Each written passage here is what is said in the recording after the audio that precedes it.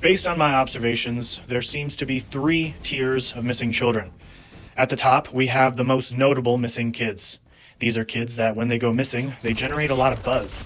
There's fanfare, there are flyers passed out, social media campaigns, and lots of news stories, maybe even nationwide news coverage, such as the famous story of Elizabeth Smart. I'm also generalizing a little here, but this seems to predominantly be missing white girls. Oh, it's just such a tragedy when a pretty white girl goes missing, right? In this tier, I would also put the kids where it's largely known what happens to them, because a big lead is a big topic of conversation.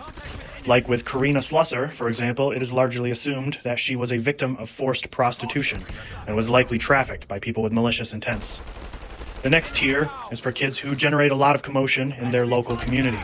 Maybe their disappearance prompts a social media campaign, and everyone is really passionate, but as time goes on and no new leads develop, these medium-tier kids are largely forgotten about and start being discussed less and less.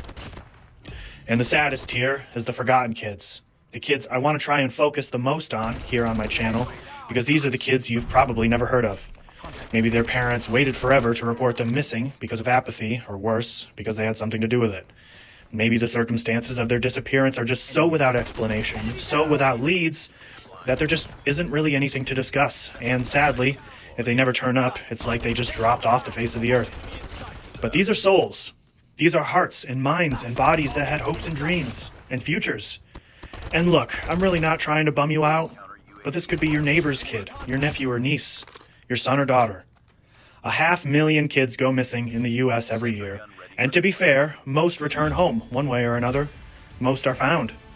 But if they've been missing for more than a couple years, then these kids are just simply forgotten. But hey, I'm just some guy on the internet that plays Call of Duty, so why should you listen to me?